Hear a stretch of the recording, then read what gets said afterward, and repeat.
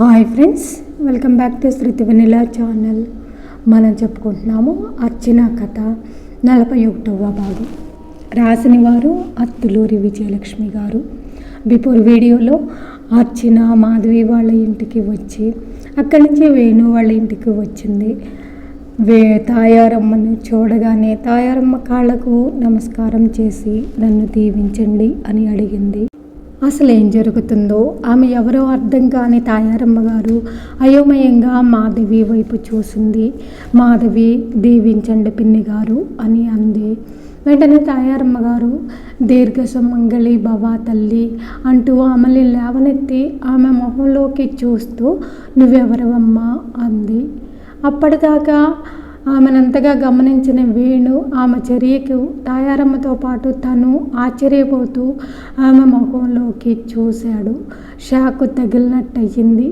అమ్మాయిగా తన జీవితంలో నుంచి వెళ్ళిపోయిన అర్చన నేడు ప్రౌఢిగా ఎదురుగా వచ్చి నిలబడింది. గుర్తుపట్టకపోవటానికి శరీరాకృతిలో, వస్త్రధారణలో మార్పు వచ్చింది. కానీ అందమైన కళ్ళు, ఆత్మవిశ్వాసం నిండిన చిరునవ్వు అలాగే ఉంది. ఆమె స్వరం నుంచి హఠాత్తుగా నేను మీ కోడలని అని అంది. ఆ మాట వినగానే బాంబు పేలినట్లు అనిపించింది తాయారమ్మకు. ఆవిడ ఉలిక్కిపడి అర్చనను వదిలేసింది. నువ్వా అంది వెనక్కి అడుగేసి. క్షమించండి, నా రాక మీకు ఇష్టం ఉండకపోవచ్చు కానీ అంటూ వేణు దగ్గరగా నడిచి అంది. వేణు, నేను ఇప్పుడు నిన్ను కానీ మీ అమ్మగారిని కానీ క్షమార్పణ అడగడానికి రాలేదు. కేవలం ఇంకా భర్తీ కాని నా స్థానం నాకు ఇవ్వగలవేమో అని అడగటానికి వచ్చాను. క్షమాపణలు, ఏడుపుల్లాంటి డ్రామాలు నాకు ఇష్టం లేదు. నేను మనస్ఫూర్తిగా నీ జీవితంలో భాగం అడగటానికి వచ్చాను. నీ అంగీకారం చెప్పు అంది. మాధవి, చక్రవర్తి ఊపిరి బిగపట్టుకొని వేణు నిర్ణయం కోసం చూడసాగారు.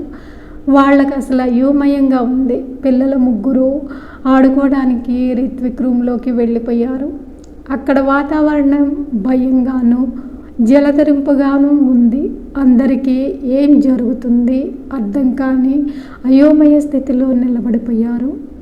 వేణు ఏం మాట్లాడాలో తెలియని వాడిలా, జరుగుతున్నదంతా వాస్తవం అని నమ్మలేని వాడిలా బొమ్మలా నిలబడిపోయాడు. నిజంగా అర్చన వచ్చిందా? అర్చన అతనికి మరికొంచెం సమీపంగా వచ్చింది.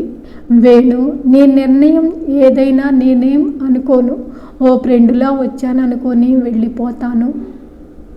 వేణు బలవంతంగా గొంతు పెగిల్చుకున్నాడు. తన ప్రాణం, తన సర్వస్వం అర్చన తనని జీవితంలో భాగం ఇమ్మని దర్పణగా అర్థిస్తుంది.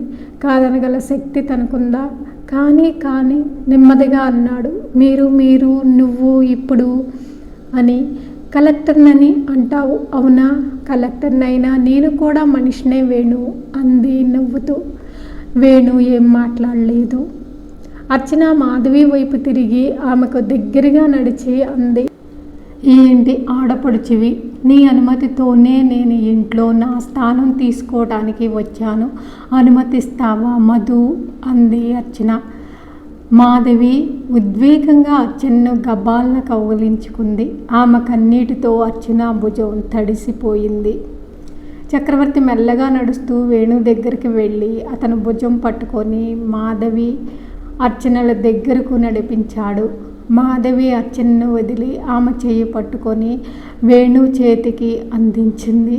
వేణు మనసారా నన్ను ఆహ్వానించాలి మాధవి అంది అర్చన.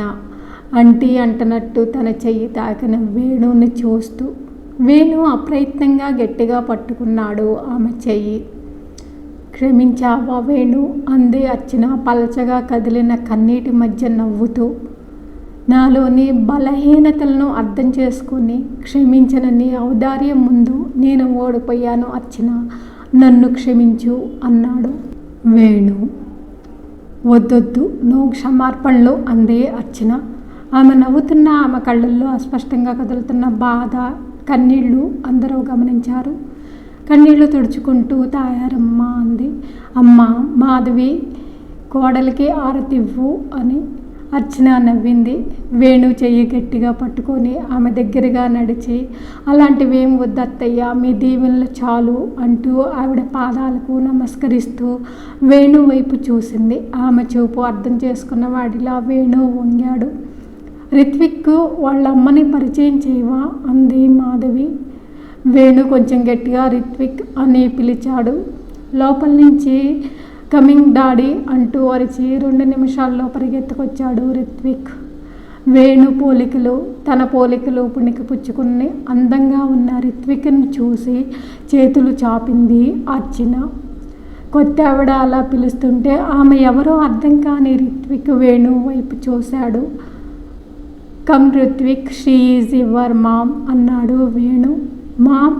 వాడి కళ్ళల్లో ఆశ్చర్యం, ఆనందం ఒక్కసారి తొంగి చూశాయి. మరోసారి మామ్ అంటూ నమ్మలేని వాడిలా అర్చన వైపు చూశాడు. ఆ చూపులకి నిలువెల్లా కరిగిపోయిన అర్చన చొప్పున 2 అడుగులు వేసి వాడిని దగ్గరికి తీసుకుంది. ఆమె గుండెల్లో గువ్వలా ఒదిగి మామ్ మామ్ అంటూ పదే పదే ఉచ్చరించసాగాడు రిత్విక్. ఎస్ బాబు, నేను నీ మామని కాదు, నీకు అమ్మని అంది అర్చన. వేణు వాళ్ళిద్దరినీ చూసి తృప్తిగా నవ్వాడు. మాధవి చక్రవర్తి హాయిగా నవ్వారు. తాయారమ్మ అపురూపమైన సన్నివేశాన్ని చూస్తూ వీళ్ళిద్దరూ చిరకాలం ఇలాగే ఉండేలా దీవించు తండ్రి అంటూ చేతులు జోడించి తల పైకెత్తి కళ్ళు మూసుకుంది తాయారమ్మ. ఇంతటితో అర్చన కథ పూర్తి అయిపోయింది. మరొక మంచి స్టోరీతో నెక్స్ట్ వీడియోలో కలుసుకుందాం. ఈ వీడియో మీకు నచ్చితే లైక్ చేయండి, కామెంట్ చేయండి. Please subscribe my channel. Thank you for watching.